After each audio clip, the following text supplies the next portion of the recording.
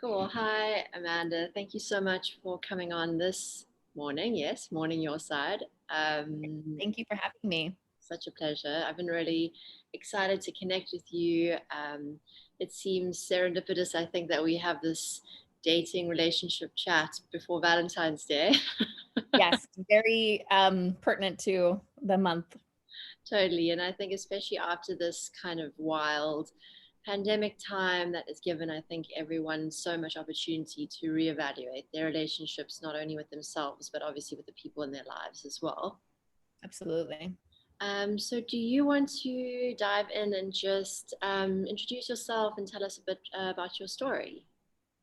Sure. I'm Amanda Blair. No, I'm a TB magnetic coach and I focus on relationships and then within that attachment theory. That's kind of my niche. I'm 35. I live in New York. I've lived here for 10 years, Brooklyn specifically. I'm originally from California. I'm a quadruple Aries, so lots and lots and lots of fire over here, and which has been interesting to navigate throughout my life. And I'm also a projector, and yeah, that's me in a nutshell. And yeah, okay, I hear you on the projector. I'm just like loads and loads of Scorpio though. So I'm like yeah, just heavy in the Okay, Scorpio. Everyone's like, got oh those God, deep waters. yes.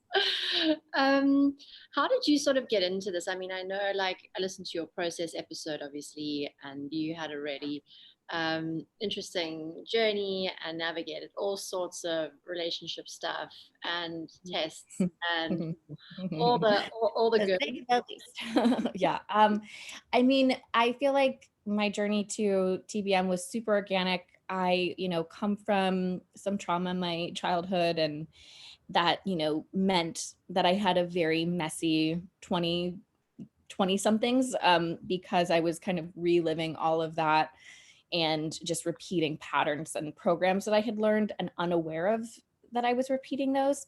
Um, well, I guess I shouldn't say that. I was aware, and I've been aware from a very kind of young age that, like, ooh, I got some things in here that do not serve me. And I was very aware in that I wanted to work on them and I wanted to change them because I didn't want to wake up, at like 50 or 60 and be like, I've just, been so unconscious and repeated patterns and like, look where it got me, kind of a place. But I wasn't aware of how to do it. So I knew that I needed to, I knew that I wanted to, but I was like, you got to show me how, because I just have no idea how to do that. And so I feel like my later 20s was kind of a journey to that. And it started with a yoga teacher training, which was really pivotal. I should even say it started like moving to New York. New York, like, forever changed me and made me grow up in the best way possible. But, yoga teacher training, and then was kind of ended up being such a traumatic experience working for that particular yoga studio. That was like this whole other thing. And eventually got to Lacey, and I worked with Lacey one-on-one when she first started doing sessions for her manifestation practice, and her work was the first thing that really truly clicked with me. I had done therapy and I had worked with other people before, but her work specifically was what kind of changed the game. I had been when I met her trying to get sober for the last, it had been like 4 years at that point, and working with her is what really helped me get actually sober. And then once I actually got sober, woo, world changed. Then the work that I had been doing really picked up speed. I gained worth for the first time. I started to actually be able to see my patterns and do something different, which was huge. I realized my capabilities. And then, through all of that changing and just like learning and growing, I realized that I wanted to teach people this too. And I wanted to help people in the way that I had been helped. And so I got into coaching originally on my own. Lacey mentored me in that. And then she invited me to be a coach for her brand almost a year ago, which is Wow. crazy. So it's been such a wild ride, but I'm so grateful to be here. And yeah, I think I ran a little poll, and so many people were saying that they were picking up patterns, you know, that they were picking up, that they were sort of attracting the same type of person, you know. And I, I think a lot of people are fairly new to this, or that a lot of the people in the community were kind of like, yeah, I'm picking up patterns. I don't know much about attachment theory, but I think for someone who's sort of new to this work or growing in self-awareness, like, could you speak to the notion that relationships act as a mirror, you know, sort of showing us parts of ourselves that Yeah. require like healing and love? Because I think for me that was like really profound to realize, like, oh, okay, so like the reason why these people keep circulating into my life is because like there's actually stuff for me to do here. They're not just like a big bad wolf arsehole. Yes. You know?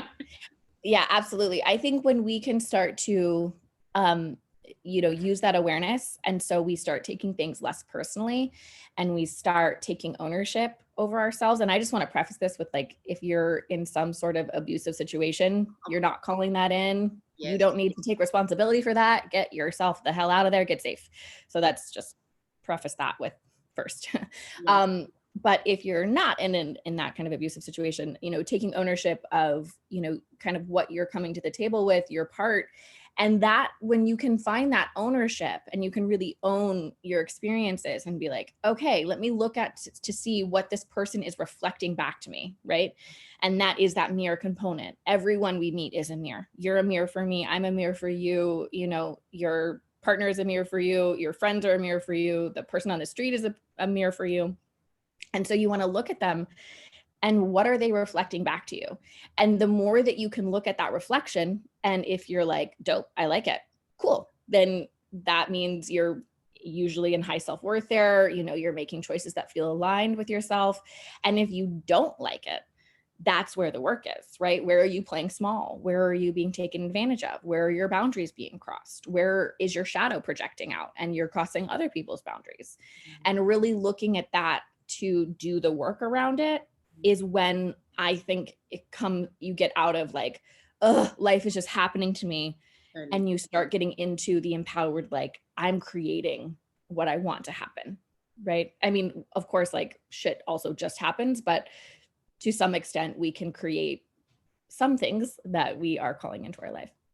I think you can start to feel that shift of when you are moving out of kind of feeling like everything is happening to you to feeling like, okay, cool, there actually is some amount of co-creation happening, and you can feel that flow, you know. And it is like, God, you realize that's really super exciting, you know.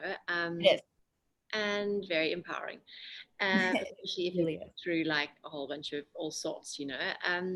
Okay, so attachment theory, I think this is what I was super keen to dive into. I Yeah. discovered it last year as sort of one of my like pandemic aha moments, where you sort of are like, well, that explains a lot. It explains everything, to be honest. Like, I don't know what I did before that. Like when you read it, you just actually need to take a while to process like how accurate it is. And that again is just really this, again, quite an empowering sort of moment where you're like, okay, this makes a lot of sense. Like, this is actually not really like at my, you know, being who I am. It's just a whole bunch of shit that you've sort of like picked up along the way and learned and adapted to and molded. And you actually realize like, okay, so we want to move out of that into something more healthy and balanced. Yeah. What we were just talking about before, like, the taking ownership part and this, like, realizing your attachment style and also going, okay, like, this isn't my truth. This isn't who I am. This is just a program that I've been given. And so I can work out of that program. And what I feel like that's doing is really getting out of your child self Yeah. and trying and doing the work to step into that whole integration of your adult self. And when you get glimpses of that, right? Because oftentimes we're running around and our little 5-year-olds are making the choices for us. And life feels crazy and life feels messy. And we're like, I don't understand why I'm doing that. And it's like, because it's your inner child who is, screaming out for attention and to be looked at and to be, reassured and let known that they are safe. And once we can really do that and integrate them, we have this whole new kind of realm of ourselves to step into that feels much more integrated, that feels much more aligned, where things don't feel so reactionary. They feel a lot more like, okay, that feels disappointing. I'm going to respond versus, like lash out, right? And like the more that you get into that adult self, the more fun life becomes because it's not so up and down. You're not riding the roller coaster, etc. But yes, attachment theory. Love attachment theory. So just in case anyone doesn't know, attachment theory states that the way we attach to our caregivers in childhood will be the way that we attach to our relationships in adulthood. With the caveat that you can work out of those attachments, but first you need to become aware of them. There are 4 attachment styles: anxious, avoidant, fearful avoidant, or disorganized attachment, and secure attachment, which is what we're all kind of working towards if we have any of those above 3, right? And that's what we would call earn secure. And it takes a lot of work and dedication and discipline to get ourselves there, but we absolutely can. Although I will say, psychologists do say to become fully earn secure, you need to be in a secure partnership for a period of time to really like get that title for yourself. But I believe that there's much work to be done to get yourself there, as close as you can on your own. If you're not currently in a partnership, and then, once you get in one, you can use that as well. But I do think there's a ton of work to do if you're single, or even if you're in a relationship that's not secure. There's a ton of work to do to get yourself there too. Yes, absolutely. No, that makes a lot of sense. I think, yeah, I think a lot of work to be done out. And then I think, yeah, a lot of work to be done. And even if you are in a relationship with somebody who is more secure, it literally is just sort of coming up against all your own like Yeah. stuff, and Yeah. then talking yourself down, or talking, maybe actually more talking your inner child down, Oh yeah. you Yeah. just Yeah. calm the whole situation and be like, you're safe. I think it comes down to safety, maybe Yeah. mostly. It you is. know It's security. And realizing that there is no external factor that can make you feel secure. We've been convinced that there is, but there's not. It's all internal, right? You can have all the money in the world and still feel insecure, right? You could be worried that now people are going to take your money, that you're unsafe because you have so much money. Like there's that security comes from the inside. Of course, yes, we do need like a roof over our head. So we need money to, purchase that stuff. But that security is still an internal get. And when we can really find that, and that's, creating that earned secure state, then we aren't dependent on others to create that feeling for us. And when we're not dependent on others to create that feeling for us, we can have much more, not only healthy relationships, but so much more satisfying because you can actually see the other person and not what you need from them, in quotes, right? And you can actually show up and like enjoy them versus like, I need you to give me XYZ. I recently, a client of mine that I've been working with for a while, she manifested her partner, which I'm like so thrilled about. It's my favorite thing when someone, that I've been working with is like, okay, I manifest my partner. Yay. And she was like, it's going great, but wow, I'm having triggers coming up. Is that normal? And I'm like, oh yeah, babe, this is when the real work begins. When you're in a relationship, that's your mirror now and you're his mirror. So you got to use it and like, help you grow through whatever it is showing you. And I think people don't realize that either. Like, oh, they think like the work is to get to the relationship, but there's so much work once you're in partnership. Oh my God. Because then you're constantly just getting like a beautiful reflection of yourself. And oftentimes that reflection isn't always what you want to see. So that can be challenging. Absolutely. I think this whole concept of like a conscious relationship is so foreign to so many people. I Oh, think totally. Yeah. the Yeah. idea of like, oh, so I'm actually meant to tell you that I'm really irritated, or I'm meant to actually like voice my like needs or wants. Oh, you don't read my mind, like, oh, like all this shit that like you like. And then it's like, wow, this is uncomfortable. This is Yeah. uncomfortable territory for people.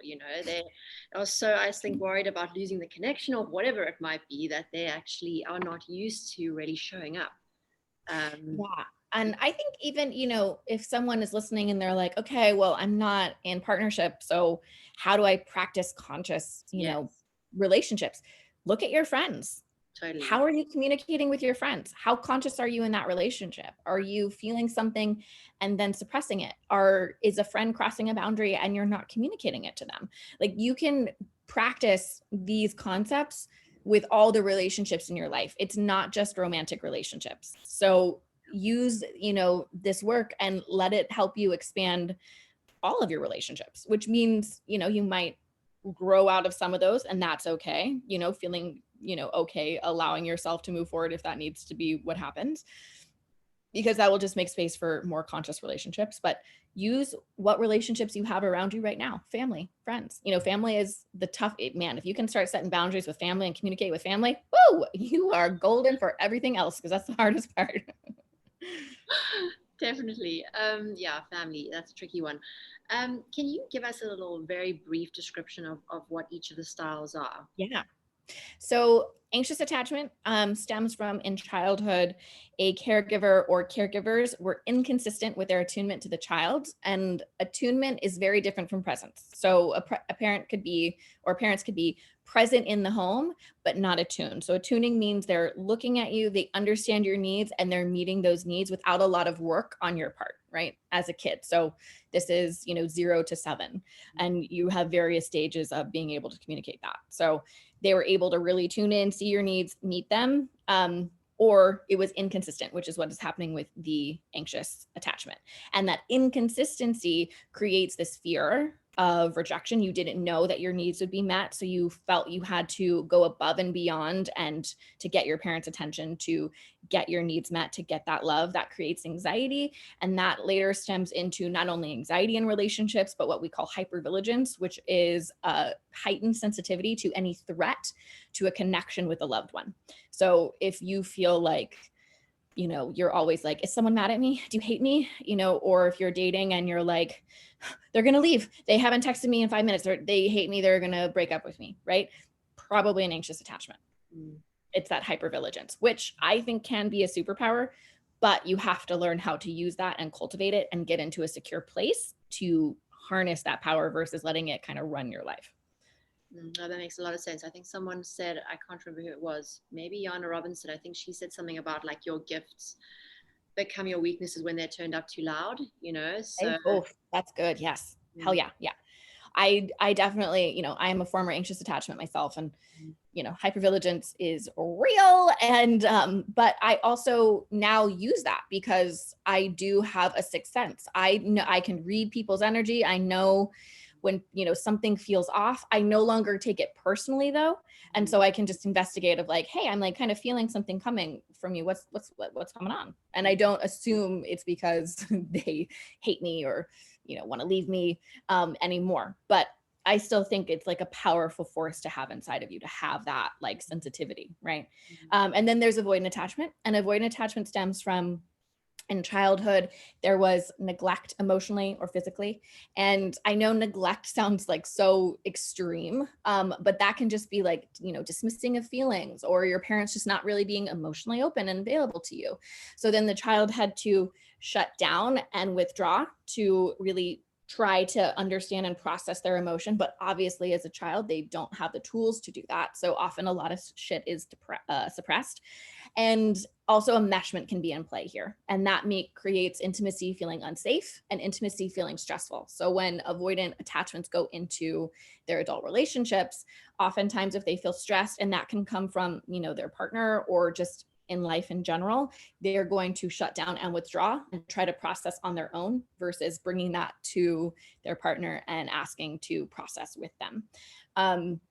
And then there is disorganized attachment, which is like fearful avoidant, anxious avoidant, which I always hear people like, I'm anxious avoidant. And 99% of the time they are not, because that stems from a combination of neglect and abuse, right? So it's a little bit more of the extreme, which obviously is out there, unfortunately.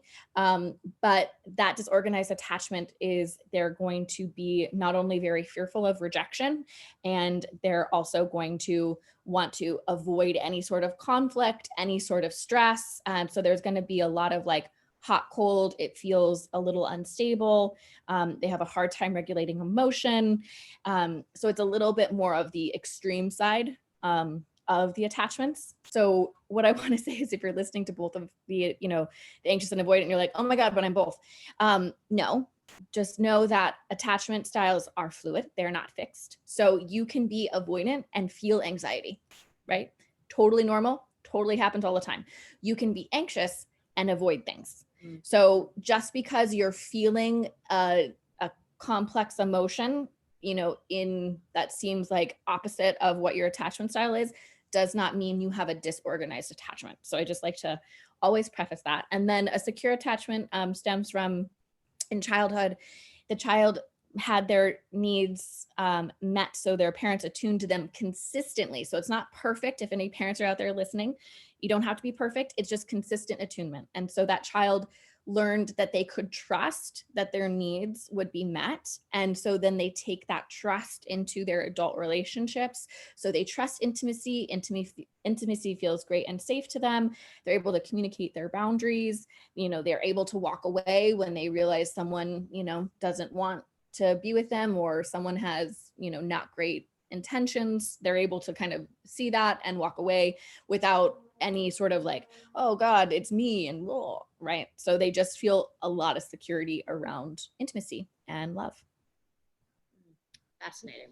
And it seems as if there's almost a little dance that happens between the avoidant and the anxious. That I read about an article that you wrote. I think you called it the trap. There was like a trap between the two, or something. Anxious avoidant trap. I did not come up with that. But yeah, anxious avoidant trap is real. I feel like any girl listening or any guy listening that is an anxious attachment, and they're like, oh, yes, I know that dance. Which means anxious and avoidance are drawn together like moths to a flame. And that's because they are each pushing on their own wounds, right? So the anxious person is going to be really triggered and activated by someone inconsistent. And avoidant is going to be inconsistent because this anxious person is going to feel intense need to meet my needs, reassure me, let me know you're not going to leave me, please don't reject me, right? And that is going to feel overwhelming to the avoidant. And so they're going to shut down, pull away, withdraw. And then the anxious person might be like, okay, I'm going to use some manipulation to make you come pull towards me again. So they'll do that. And then the avoidant will go shoop, and then it'll go and they'll pull away. So it's like a push-pull kind of situation happening. And it's, neither's fault. It's if you're in that unconscious patterning and programming and you're activated, it's very hard when you're activated to override that program. Right? You can definitely start to do it the more work you do, so that you're kind of aware of how that's getting turned on. It's wildly uncomfortable, I will say, when you start to work against it, but it's hard. So when you're in that unconscious state and you're activated, you just have to work through that program. That's just where you're at. So I don't want to villainize any section of that, right? If you're avoiding attachment, that's okay. You're not like a bad person. We don't need to villainize avoidant attachments. And if you're anxious, it's okay. You're not crazy. We don't need to villainize you. It's just you have programming that's telling you how to respond and react in love. And that's not your truth. So we have to get down in there, do the reprogramming work so that you can find your truth and you can start to create more secure bonds. I think that leads in so well to sort of how do you work with people that want to come and actually chat to you about getting to a point where they are a little bit more in that secure attachment space? Yeah, so that is my bread and butter. That's what I do every day with clients, which I'm so grateful for. So it's really kind of, our first session is a breaking down of all their relationship history and going through, each kind of relationship. What happened? What were, how did you respond? What did they say? How did that make you feel? What did you do in response? All of that, kind of just seeing the patterning, and then also going into childhood and understanding where for them that specifically comes from. And then it's using TBM's work as homework so that they can go in, and I give them kind of specific ways I want them to reprogram depending on what is coming up and what I'm kind of finding in their programming and their patterning, to start to reprogram that and get new programming. So that, takes some time and work together, but I've just seen such insane results, not only from myself, but from my clients that come and they feel so anxious. And now, a lot of them are working towards that secure goal. A lot of them have manifested their partners and they're so happy, and it's so wonderful to see. Amazing. Yeah, that's like the like feel good stories, like they happen. It's very exciting. Yeah, yeah. And I just, what I love about attachment theory is it helps you realize like you're not broken. Yeah. There's nothing wrong with you. You're not defective. You just have programming that it doesn't serve you. And when we can, the beautiful thing about our brain is it's plastic. So you can change that, or it's not plastic. So you can change that. And you can go down there and, really rewire it and get out of that programming so that you can create new programming that really fits more of the truth, that aligned, integrated version of you. And it's so powerful when you can realize that, like, the programming that you've had isn't you, That's right? amazing. It's just programming. That's a huge shift, I think. And actually, speaking of brain stuff, you were chatting about detoxing your brain chemistry. So actually taking a break, like if you are single and you starting to look at all of this stuff, like before you go out and date as much as you can, to do this almost like detox. Can you Mm-hmm. tell us a bit about that? Yeah, so that was for more of my anxious attachment clients. So what's happening in an anxious attached brain is when you're activated, you're getting a surplus of dopamine, and we need dopamine because and adrenaline as well, but we're going to focus on dopamine. But dopamine is great. We need it. It helps us get out of bed in the morning. It's what causes us to go seek for food, shelter, sex. We need it. But when we have it in surplus, it means that we become obsessive, right? And so it's that like, it's like that getting a hit of like a drug essentially. But our drug is a person, a relationship, that feeling. So you can feel like that withdraw when you're activated by someone and they've pulled their attention away. It will feel like you're fiending for that next hit from them, right? And that is so, oh God, it's so uncomfortable. I never want to go through that again. And when you're in that state, you have that surplus of dopamine and adrenaline, and cortisol, because you're stressed, you're in your, fight or flight more often than you're not, in your nervous system. So you need to detox your brain from those chemicals so that you're not continuing to be in that state, right? You need to calm your nervous system down first and foremost. Then you need to allow space and time for those chemicals to detox out of the brain, which doesn't, it doesn't happen in a day. It takes time. So depending on the person, I will ask them to take, and where they are within that attachment stuff. I will ask them to take a period of time away from dating and away from intriguing, which intriguing is something we do unconsciously, but it's when we're trying to, again, seek external validation. So it looks like, this happens a little bit less because of the pandemic, but in normal times, we'll say, when you like knew that there was a cute boy or a cute girl at the coffee shop, and so you wore the jeans that made your ass look good, or you wore the shirt that like made your biceps look good, Oh yeah. and you wanted them to like notice and like flirt with you, or if someone's inappropriate that you can't date but you're going and flirting with them anyway to get the attention, or you're trying to catch the eye of like an attractive person on the street, or like every attractive person, and feeling your worth going up and down depending on what happens with that. That can also look like flirting online, and trying to get that attention and validation online. So I ask them to start noticing that intriguing behavior, because so often we don't even realize it, right? When I became aware of it of my own, I was like, whoa. And instead have them pull that in to when they're noticing them wanting to intrigue. It's like, okay, whoop, inner child is talking to me. I need attention. I need love. Let me like check in, see what my inner child needs. Let me give that to them. And so that I can start to really pull that external energy that I'm reaching out and pull that hand in and give it to myself. And then take time off dating so that they can allow their brain to really detox those chemicals. And as we're doing the work to do the reprogramming, so that we can start to get some, very new neural pathways laid down, and they have new choices available to them before they get back out there. Right. And of course you'll be tested, within that experience. But when you have a little bit of space and your brain is in a good place, you don't have all that surplus of dopamine, you don't have all that cortisol, you don't have all that adrenaline running through you, your nervous system is in a more calm state. it's a little bit easier to start making new choices when you have that energetic work underneath you.